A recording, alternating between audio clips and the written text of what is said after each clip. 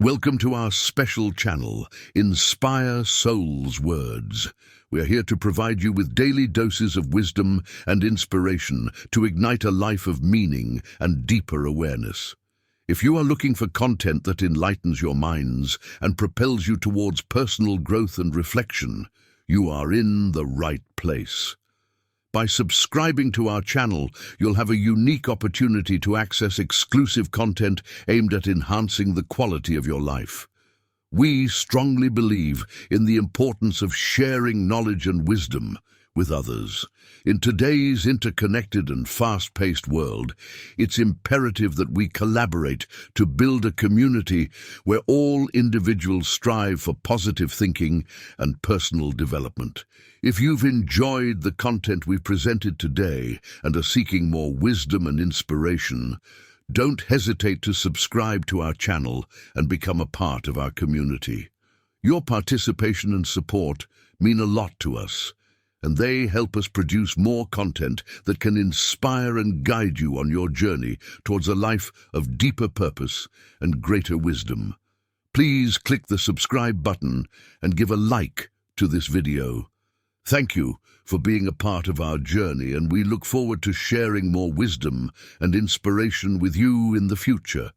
With gratitude and warm regards. Have you ever had the opportunity to sit down with someone who lived thousands of years ago? A philosopher, statesman, and playwright, someone who walked the halls of power but also tasted the bitterness of exile. Imagine if this individual could offer you timeless insights that could change the way you perceive the world today, influencing your thoughts, feelings, and actions. What would you be willing to give for just an hour of wisdom from such a person? Well, the good news is you don't have to imagine it, because that's precisely what we're doing today, as we delve deep into the letters of Seneca, one of the most insightful Stoic philosophers of ancient Rome. Seneca was not just a philosopher in an ivory tower. He was an individual deeply engaged in the society and politics of his time.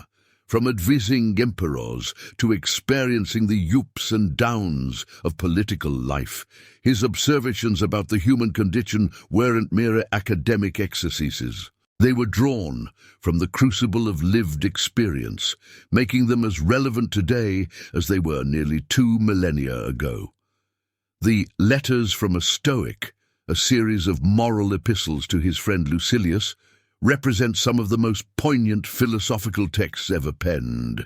In them, Seneca provides practical advice on everything from how to deal with grief and adversity to tips on personal development and ethical considerations. In this video, we're about to embark on a transformative journey through 7 of Seneca's most impactful letters. Each of these letters offers timeless advice, actionable tips, and a profound understanding of human nature that can enrich our lives in unimaginable ways. Stay with me as we unlock the secrets to a fulfilling life, one ancient letter at a time. Continue with this course of action, my dear Lucilius. Set yourself free, but do it for your own sake. Collect and safeguard your time, which has recently been either forcibly taken from you, slyly stolen away, or simply slipped through your fingers. Embrace the truth of my words, recognizing that certain moments are ripped away from us, some are gently taken, and others slip beyond our reach. Yet the most deplorable kind of loss stems from carelessness. Moreover, if you scrutinize the matter closely, you'll discover that the largest portion of our lives passes while we engage in unproductive pursuits. A significant share is squandered in idleness, and we spend the rest on activities that don't contribute to our ultimate purpose. Can you show me a person who genuinely values their time, who calculates the worth of each day, and who comprehends that they are gradually approaching death? Often we delude ourselves when anticipating death. The most substantial part of our existence has already slipped away, and whatever years lie ahead are in the hands of fate. So Lucilius, act as you've described to me. Seize every hour, grasp today's task, and you won't need to rely so heavily on tomorrow. While we procrastinate, life speeds by. The only thing we truly possess is time, entrusted to us by nature. It's an ephemeral and elusive gift, and anyone can snatch it from us. It's astonishing how people are willing to accumulate trivial and replaceable possessions, and then consider themselves debt-free.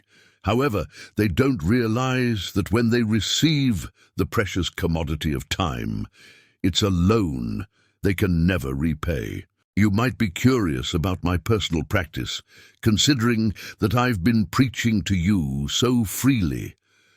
I confess honestly that my expense account may appear as you would expect from someone who is generous but cautious. I can't claim that I never waste anything, but I can certainly identify what I'm squandering, what I'm doing it, and how it's happening. I can explain why I find myself in reduced circumstances, though it's not due to any fault of my own.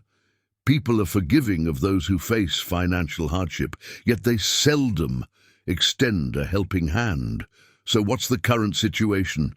Here it is. I don't consider a person poor if they have enough to get by.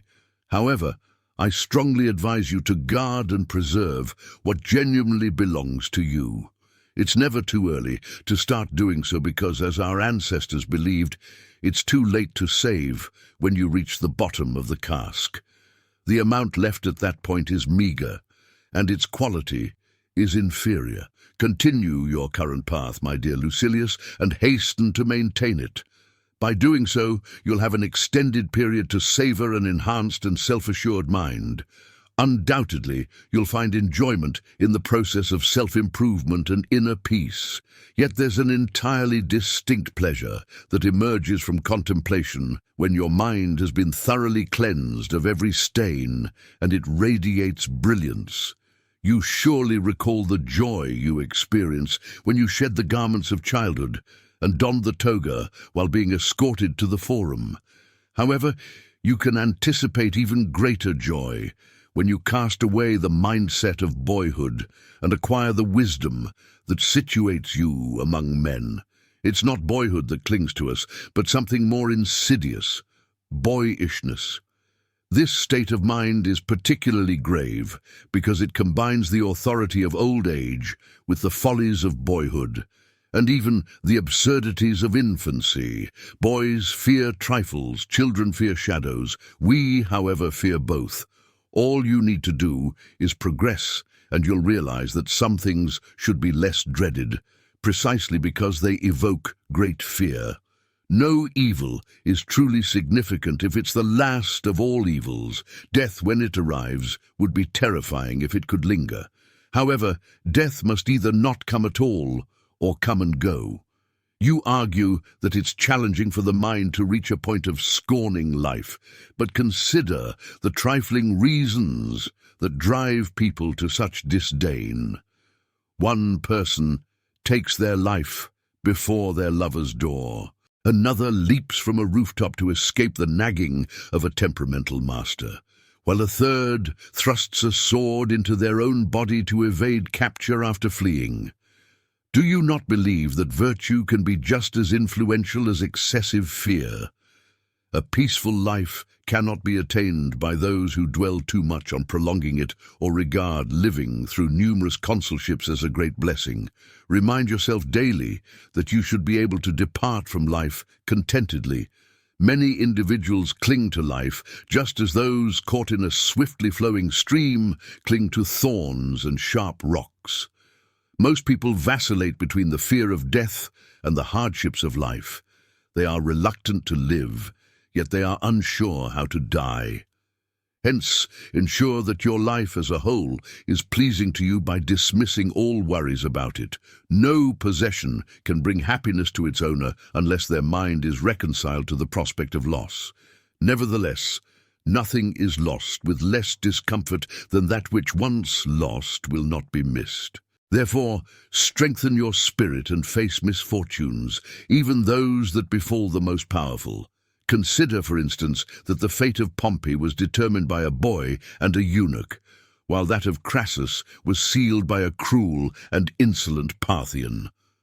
Gaius Caesar ordered Lepidus to offer his neck due to the actions of the tribune Dexter, and he himself willingly presented his throat to Chorea. No one, regardless of how fortunate they may be, has ever advanced so far that fortune did not threaten them to the same degree she had previously favored them. Do not trust her apparent serenity, because, in an instant, the sea's depths can be stirred. On the very day when the ships perform splendidly in the games, they may also be engulfed. Consider that either a highwayman or an enemy may slit your throat. Even though they are not your masters, every slave wields the power of life and death over you. Therefore, I assert to you that the one who scorns their life is the true master of it. Reflect on those who have perished due to conspiracies in their own homes, whether openly or through deception. You'll discover that just as many have been killed by angry slaves as by angry kings. Therefore, it matters little how powerful the person you fear may be when everyone possesses.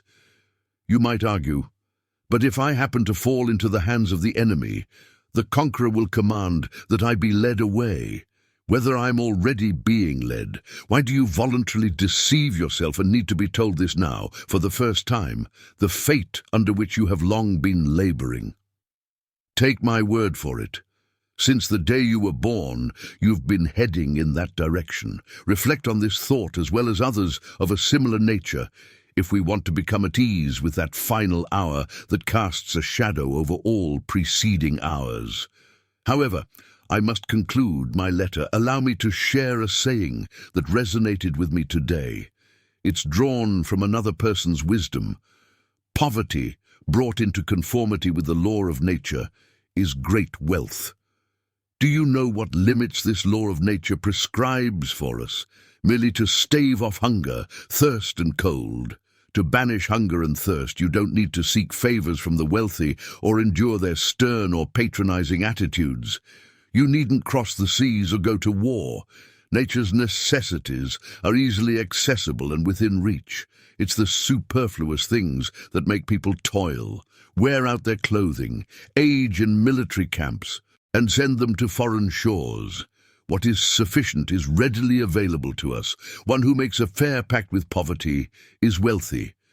I sense, my dear Lucilius, that I'm not only reformed, but transformed.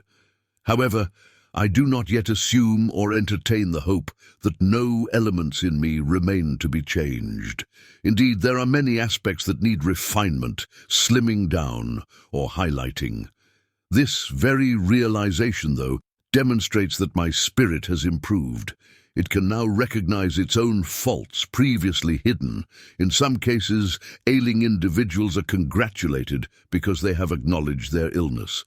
So, I wish to share with you this sudden change in myself. This would lead me to have more trust in our friendship, a true friendship that cannot be severed by hope, fear, or self-interest. It is the kind of friendship for which people meet death. I can show you many who have lacked not a friend, but a true friendship. However, this cannot happen when souls are united by similar inclinations in an alliance of noble desires. Why can't it happen? Because in such cases, people know that they share everything, especially their troubles. You cannot comprehend the remarkable progress I observe each day within me. When you say, "Share with me these gifts that have been so beneficial to you," I reply that I'm eager to bestow these privileges upon you, and that I'm happy to learn so that I can teach. Nothing will ever please me, no matter how excellent or advantageous, if I must keep the knowledge of it to myself. If wisdom were granted to me with the condition that it must remain concealed and unspoken, I would reject it. Possessing a good thing is only pleasurable when shared with friends. Consequently, I will send you the actual books. To save your time in searching for valuable passages, I will mark certain sections for your quick reference. However, keep in mind that in addition to written words, the living voice and shared experiences are more beneficial. You should visit the scene of action first. People place more trust in their eyes than in their ears. Secondly, it's a shorter and more effective path to follow patterns than precepts. A student, such as Cleanthes, could not mirror Zeno's wisdom by only hearing his lectures. Cleanthes shared in Zeno's life, understood his hidden intentions, and observed whether he lived according to his own principles. Great philosophers like Plato, Aristotle, and many others benefited more from the character of Socrates than his spoken words. Their interaction and shared life with Socrates were far more instrumental than the classroom. Epicurus, for instance, learned more by living together with great individuals like Metro, Doris, Jammarchus, and Polyaenus under the same roof. I'm calling upon you not only for your own benefit, but also to provide mutual assistance. Meanwhile, I owe you my small daily contribution. Let me share with you what inspired me today from Hecato's writings. What progress, you ask, have I made? I've begun to be a friend to myself. This is indeed a significant benefit, as such a person can never be alone. It is December, yet the city is presently in high spirits, with general festivities underway. Everyone is busy with preparations, as if the Saturnalia differs significantly from a regular workday. I think it's accurate to say, December used to be a month, but now it's a year. If you were with me, I would consult with you and seek your opinion on what should be done. Should we maintain our usual daily routine, or to align with public festivities? Should we dine in a festive manner and exchange our togas for a more relaxed attire? In Roman society, changing one's dress for enjoyment and celebration was only customary in times of disturbance or adversity. I believe that, knowing you well, you would agree that we should neither fully conform to the ways of the festive crowd, nor entirely distance ourselves from them. Perhaps this is a moment to dictate to our own souls, urging them to abstain from pleasures just when the masses are indulging in them. It's a solid test of one's steadfastness to neither seek the enticing temptations of luxury, nor fall into them. Demonstrating the courage to remain sober while the public is indulging in revelry is impressive.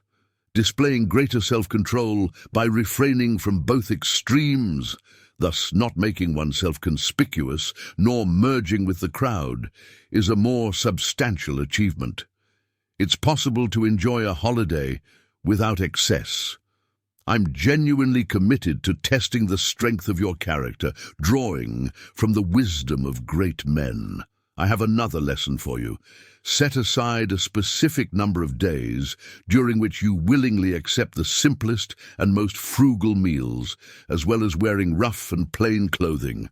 While doing this, remind yourself that this is the condition you once feared. It's during times of calm and security that the soul should prepare itself for future challenges. This way, when fortune turns harsh, you're ready. Imagine a soldier practicing maneuvers and building defenses when no enemy is in sight. This training readies him for inevitable hardships.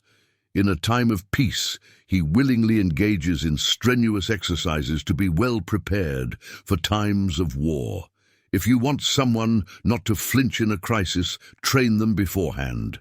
Some people intentionally simulate poverty every month, almost living as if they were in want, so that they don't fear what they've often rehearsed. However, I'm not suggesting you live like Timon, beggars, or wealthy individuals who indulge in ascetic practices for amusement. Use real, humble food and simple clothing. Endure this for 3 or 4 days at a time, sometimes longer, to make it a genuine test of your character, not just a hobby. Then, my dear Lucilius, you'll appreciate a simple meal as if it were a feast and realize that your peace of mind isn't determined by fortune. Even when she's unkind, she usually provides enough for our basic needs. Remember, you're not doing something extraordinary, as many slaves and poor people endure this every day.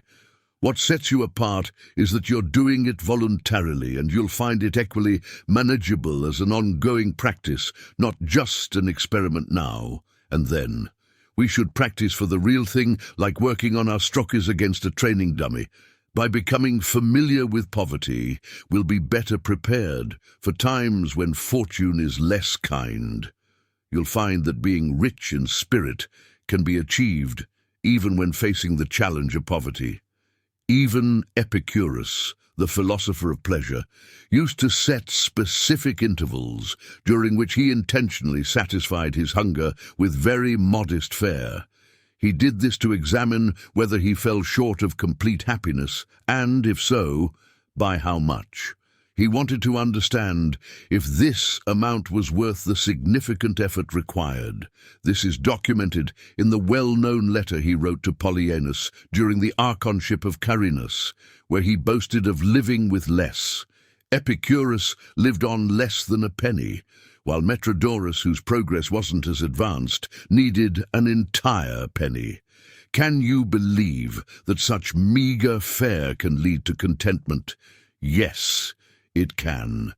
And it's not the fleeting pleasure that requires frequent indulgence, but a steadfast and enduring one. Although water, barley meal, and crusts of barley bread aren't what we typically call a cheerful diet, it's the highest form of pleasure to find contentment in such food. By reducing your needs to a minimum that fortune cannot easily strip away, you experience a profound sense of fulfillment. Even prisoners sentenced to death receive more generous fare than this, and they're not fed as miserably as the executioner. Thus, it takes a noble soul to willingly embrace a diet that even those condemned to death don't have to fear. By doing this, you anticipate fortune's blows, like preempting the thrusts of a spear. So, my dear Lucilius, start following the example of these individuals. Dedicate certain days when you withdraw from your usual activities and acquaint yourself with the simplest fare. Forge a connection with poverty.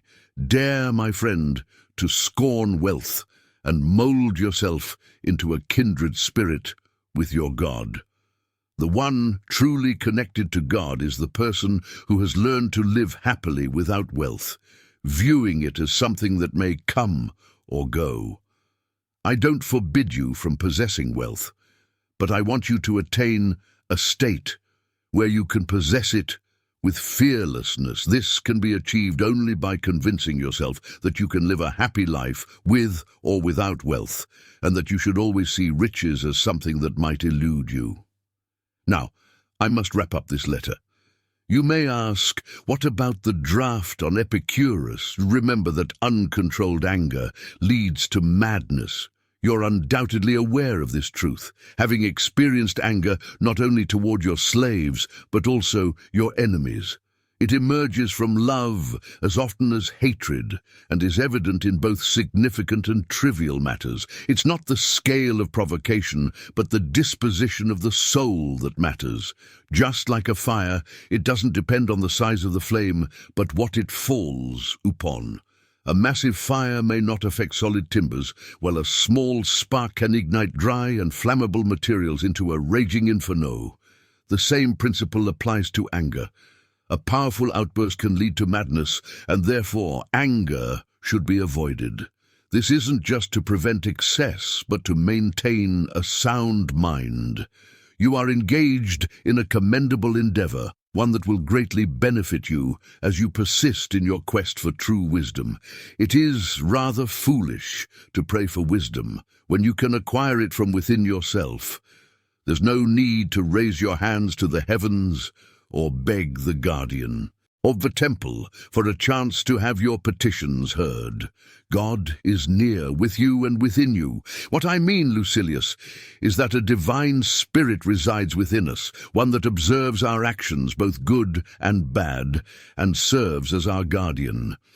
Our treatment of this spirit reflects how it treats us. It's impossible to be virtuous without God's guidance. Can anyone rise above the whims of fortune without divine assistance? Sometimes you can perceive the presence of a deity in the world around you. Picture an ancient grove with towering trees that cast a veil of intertwined branches, blocking the sky from view. The grandeur of the forest, the seclusion of the place, and the dense shade amid open spaces can make you sense the presence of a god, or think of a cave formed by the natural crumbling of rocks that supports a mountain on its arch, an untouched place, not built by human hands. In such instances, your soul might feel a profound hint of the divine. People worship the sources of mighty rivers and set up altars where great streams suddenly emerge from hidden springs. They revere hot springs as divine and sanctify certain pools because of their deep, dark waters. If you encounter someone who remains undaunted in the face of danger, free from desire, content in adversity, and tranquil amidst the storm, looking down on others from a higher plane and regarding the gods as equals, won't a sense of reverence wash over you? You might think this person possesses qualities that transcend this mortal body in which they reside.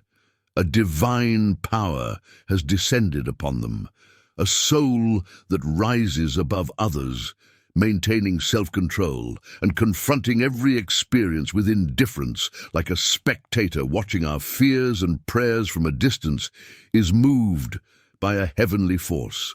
Such a soul can't stand upright unless it's supported by the divine. Therefore, a significant part of it remains in that place from which it descended to earth, similar to how the sun's rays touch the earth but remain rooted at their source. The great and sacred soul, which has come down to allow us a closer understanding of divinity, indeed interacts with us, but remains closely connected to its origin, its true source. It directs its attention there and longs to return, only concerning itself with our actions as a being superior to ourselves. So what defines such a soul? It shines not with external riches, but with its internal qualities. What could be more senseless than praising in someone the attributes they've acquired from the outside? What could be more absurd than marveling at characteristics that might change hands in the next moment? A gold-plated bridle doesn't make a horse better, and a lion with a gilded mane, in the process of being tamed and worn down by these embellishments, is sent into the arena quite differently from a wild lion whose spirit remains untamed. The latter lion, as nature intended, is impressive in his wild fierceness. Appearance plays a critical role. Think of a lion with a magnificent appearance. His very presence instills fear, and he's preferred over another lion adorned with gilded but languid features. We ought to take pride only in what is truly our own. A vine, for instance, is praised for its abundance, for making its branches heavy with fruit, and for bending the poles that support its yield to the ground. Would anyone prefer a vine with golden grapes and leaves over this one? In a vine, its unique virtue is fertility.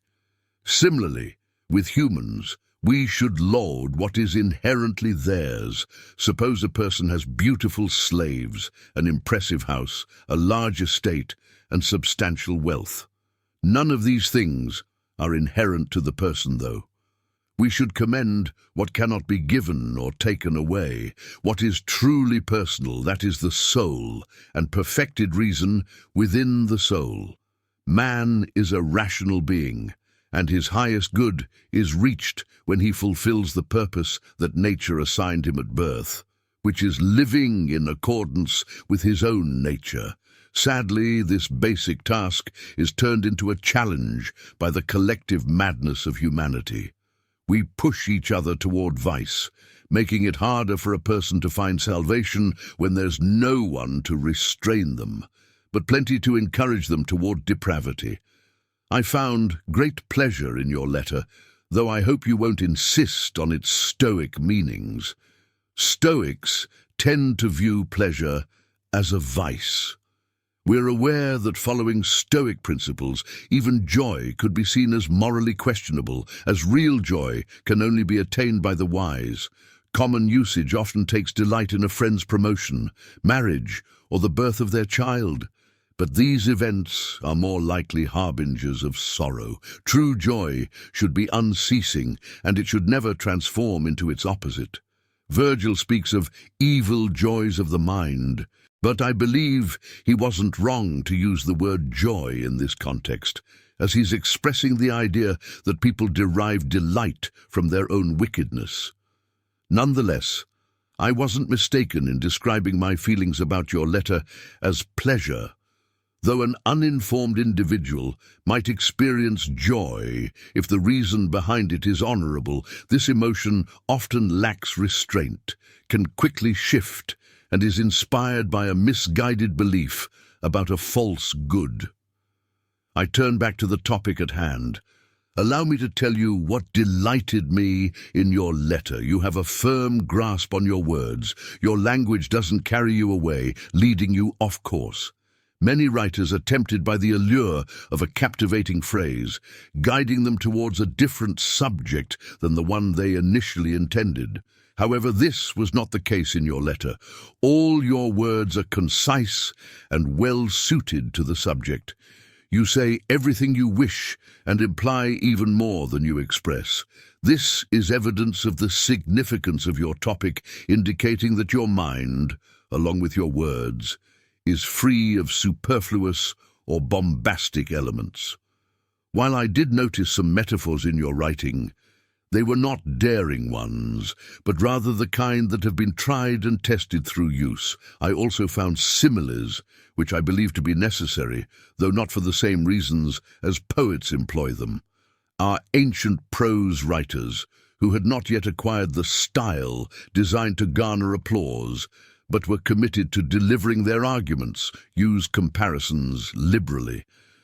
I think they serve as aids to our limitations, enabling both speaker and listener to engage directly with the subject under discussion. For instance, I'm currently reading Epictetus, who's a sharp-minded philosopher.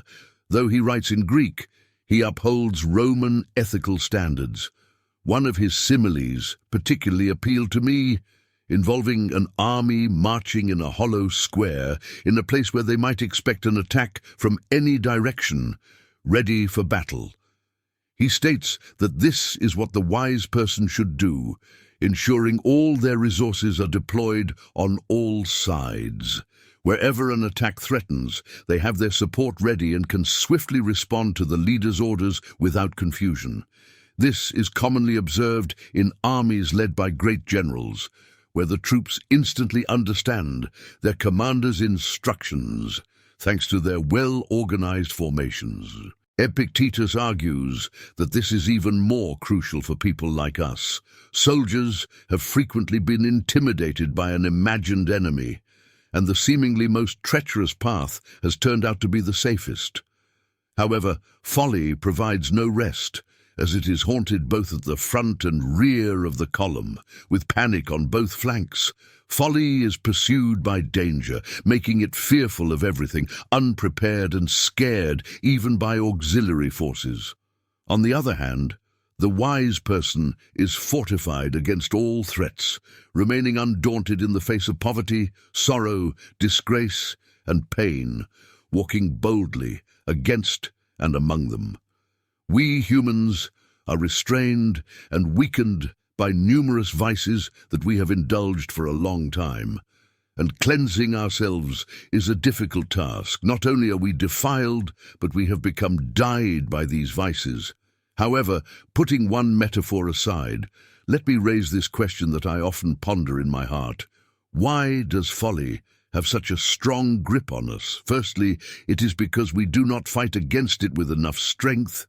We are not striving wholeheartedly for salvation. Secondly, it is because we do not place adequate trust in the teachings of the wise and do not fully absorb their wisdom. With open hearts, we address this great issue, but our approach is superficial. How can one learn an adequate amount when the time allocated to learning is what's left after indulging in vices. None of us delves deep beneath the surface. We merely skim the top.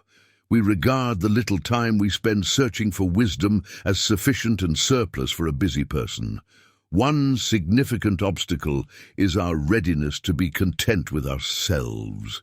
When someone praises us as good, sensible, or holy men, we eagerly identify with those labels. We not only accept moderate praise, but also embrace immoderate flattery.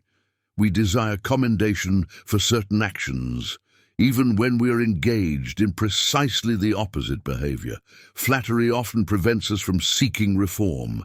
If we recognize ourselves in such actions and see the contradictions, we can make progress. Alexander, for instance, continued a siege despite being wounded by an arrow.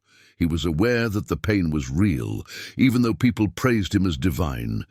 We should act in the same manner, scrutinizing ourselves, acknowledging our shortcomings, and not allowing flattery to cloud our judgment. The wise man finds joy, happiness, and tranquility, and lives in harmony with the gods. You should question yourself. Are you never downcast? Is your mind free from anticipation and anxiety? Do you have a consistent, content, and upright soul? If so, you have attained the greatest good that mortals can possess. If, however, you seek pleasure in various directions and distractions, you are far from the path to wisdom. Joy is the ultimate goal, but you wander away from it when you expect to find happiness in the midst of cares. Objects like riches and titles are sources of grief, not joy. People pursue joy, but often do not find where to obtain enduring, genuine joy. Some seek it in feasting, self-indulgence, or sensual pleasures, others in acquiring titles, surrounded by followers, or through romantic affairs, and some in idle displays of culture and literature that lack the power to heal. All are misled by transient and deceptive pleasures, much like drunkenness, which brings a short-lived wild euphoria, but is followed by days of sickness. These pleasures are like applause and popularity, accompanied by mental turmoil and restlessness. Consider this: wisdom brings an uninterrupted, eternal joy. The wise man's mind is like the celestial firmament, eternally calm. Reflect on this and understand that wisdom grants a joy unbroken and continuous, something no transient pleasure can match. This choice to live virtuously and find joy in it comes from the understanding that virtues such as bravery, justice, and self-restraint lead to lasting happiness. When asked whether the foolish and the wicked also experience joy, I respond that they do not, any more than lions rejoice when they catch their prey. The foolish and wicked often exhaust themselves with wine and lust, and their debauchery is cut short as night falls before they've had their fill. The pleasures they indulge in eventually turn into a source of festering misery. In their wretchedness, they might even recite lines from Virgil, such as, "Thou knowest how amid false glittering joys we spent that last of nights." Pleasure seekers act as if every night were their last, indulging in fleeting and superficial pleasures. True joy, known to the gods and those who emulate them, is unending and unbroken. It does not depend on external sources and is not subject to the whims of others. Fortune cannot take away what it has not given. Thank you for your understanding. The passage continues by reflecting on life's uncertainties and the need to avoid making far-reaching plans based on the assumption of a secure future. The story of Cornelius Senecio, a Roman knight who passed away suddenly, serves as a reminder of life's unpredictability and the fleeting nature of our existence. But as in darkness, and what is it to me whether nature's course is sure when my own is unsure? We plan distant voyages and long postponed homecomings. After roaming over foreign shores, we plan for military service and the slow rewards of hard campaigns. We canvass for governorships and the promotions of one office after another. and all the while death stands at our side. But since we never think of it except as it affects our neighbor, instances of mortality press upon us day by day, to remain in our minds only as long as they stir our wonder. Yet, what is more foolish than to wonder that something which may happen every day has happened on any one day? There is indeed a limit fixed for us, just where the remorseless law of fate has fixed it. But none of us knows how near he is to this limit. Therefore, let us so order our minds as if we had come to the very end. Let us postpone nothing. Let us balance life's account every day. The greatest flaw in life is that it is always imperfect, and that a certain part of it is postponed. One who daily puts the finishing touches to his life is never in want of time. And yet from this want arise fear and a craving for the future, which eats away the mind. There is nothing more wretched than worry over the outcome of future events as to the amount or the nature of that which remains. Our troubled minds are set aflutter with unaccountable fear. How then shall we avoid this vacillation? In one way only: if there be no reaching forward in our life, if it is withdrawn into itself. For he only is anxious about the future to whom the present is unprofitable. But when I have paid my soul its due, when a soundly balanced mind knows that a day differs not a whit from eternity, whatever days or problems the future may bring, then the soul looks forth from lofty heights and laughs heartily to itself when it thinks upon the ceaseless succession of the ages.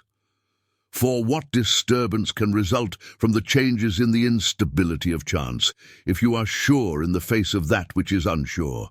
Therefore, my dear Lucilius, begin at once to live, and count each separate day as a separate life.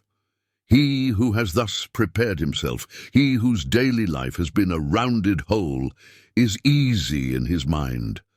But those who live for hope alone find that the immediate future always slips from their grasp, and that greed steals along in its place, and the fear of death, a curse which lays a curse upon everything else. Then there's a discussion about someone who prays for life while suffering, even if it means enduring deformity, weakness, and pain. The person values life above all else, and is willing to endure great suffering to preserve it. The end of punishment: is it worth all this to possess the breath of life, only to give it up? What would you ask for? Messiness, but the indulgence of heaven. What does he mean by such womanish and indecent verse? What does he mean by making terms with panic fear? What does he mean by begging so widely for life? He cannot ever have heard Virgil read the words. Tell me, is death so wretched as that he asks for the climax of suffering? And what is still harder to bear, prolongation and extension of suffering?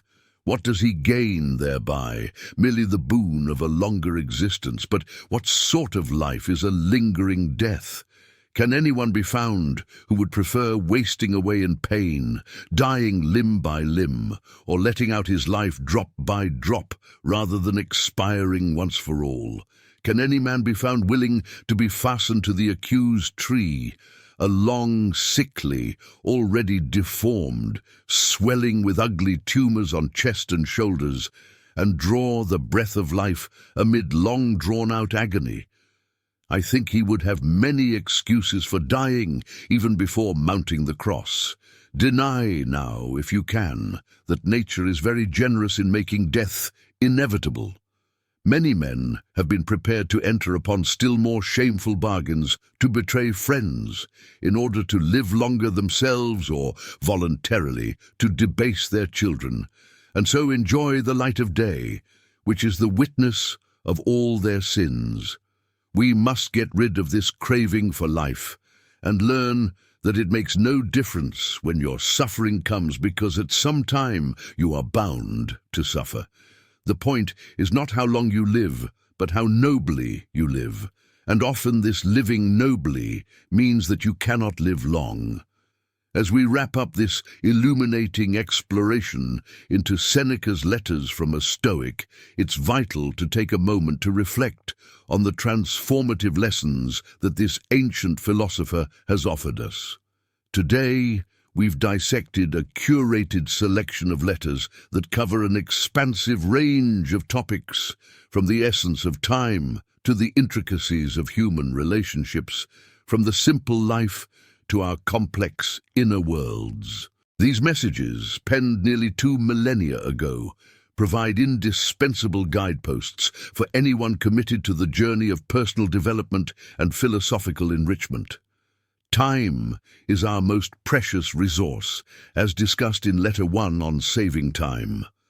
Seneca urges us to be miserly with our time, to use it judiciously, and to remember that every moment spent is a moment we'll never get back. This isn't just a Stoic idea, it's a universally relevant concept. In an era where distractions abound and the world moves at breakneck speed, learning to manage and value time efficiently is more crucial than ever. We then move to Letter 4 on the terrors of death, which invites us to explore our mortality. Seneca argues that understanding and accepting the inevitable can free us to live more wholly and more authentically. The idea is not to become morbidly obsessed with death, but to use it as a compass that directs us to live each day with purpose and clarity. Our exploration took us next to the beauty of shared wisdom in Letter 6 on sharing knowledge. Here, Seneca suggests that knowledge is a resource that grows stronger when shared, emphasizing the importance of cultivating a sense of collective intellectual responsibility. While these letters represent just a fraction of Seneca's prolific writings, they provide a glimpse into his profound insights. The enduring relevance of his teachings serves as a testament to the enduring value of philosophy in addressing the complexities and challenges of the human condition. Seneca's work serves as an invitation to embark on a journey of self-discovery, philosophical exploration, and a deeper understanding of the nature of time, the inevitability of death, and the power of shared wisdom. The wisdom contained in these letters remains a source of guidance for those who seek a more meaningful and thoughtful existence. We gain increases in value when we share it with others. In today's interconnected world where information flows freely through social media platforms, blogs, and videos like this one, sharing knowledge isn't just a virtue but a responsibility we all share. Then we delved into Letter 18 on festivals and fasting, a poignant message about embracing a simpler life in a society consumed by consumerism, where we often mistake wants for needs. Seneca reminds us of the importance of contentment and voluntary discomfort. This practice enables us to appreciate what we have and prepares us for times when we might face actual discomfort or hardship. In Letter 41, on the God within us, we encountered the notion of the divine quality of human rationality. The idea isn't merely abstract. It's a call to elevate our thinking and actions to reflect our highest potential. Personal development isn't just about skills and achievements. It's about reaching into the depths of our being and bringing forth the innate wisdom we all possess. Our journey also led us to Letter 59 on pleasure and joy, a letter that focuses on the importance of meaningful relationships and true joy as opposed to fleeting pleasures. Seneca distinguishes between superficial happiness and the deep-rooted joy that comes from authentic connections with others, echoing sentiments that are vitally important in an age where social media often seems to drive us apart more than it brings us together. Finally, we examined Letter 101 on the futility of planning ahead. In a world obsessed with planning every minute detail, Seneca asks us to accept the impermanence of life and to adapt to change. This Stoic principle is perhaps the most freeing of all, because it offers a mental framework that can weather any storm life may throw our way. As we draw this exploration to a close, understand that these words and lessons from Seneca are not merely ink on paper or pixels on a screen. They are echoes of millennia, whispers from the past that can still shape the contours of our hearts and minds today. Take one concept, just one, and hold it close to you. Let it stir your soul and guide your actions, for you don't merely listen to Stoic wisdom, you embody it. You are the living, breathing expression of potential, ever on the precipice of profound transformation. Don't walk away unchanged. Make today the day that you felt something awakened within you, a recognition not of who you are, but of who you could become. For if even one letter, one line, one thought moves you to a life of deeper meaning, then every syllable has served its purpose. This is your life, a fleeting, priceless tapestry of moments. Don't leave it unfinished. The wisest journey is not to the horizon, but inward into the uncharted landscapes of your own being. May your journey be your masterpiece. We hope you found this exploration of Seneca's wisdom as enlightening and thought-provoking as we have. The timeless lessons in these letters from a Stoic offer invaluable guidance for personal growth and philosophical enrichment. If you've enjoyed this content and would like to continue this journey of self-discovery and mindfulness with us, we invite you to subscribe to our channel. By subscribing, you'll stay updated on our latest videos and be part of our community. Your support means the world to us, and it helps us create more content that can inspire and empower you on your path to a more meaningful life. So, please take a moment to hit that subscribe button and give us a thumbs up by clicking the like button. Thank you for being a part of our journey, and we look forward to sharing more wisdom and insights with you in the future. Together, we can strive for a life of greater purpose, wisdom, and joy. With gratitude and warm regards, Inspire Soul's words.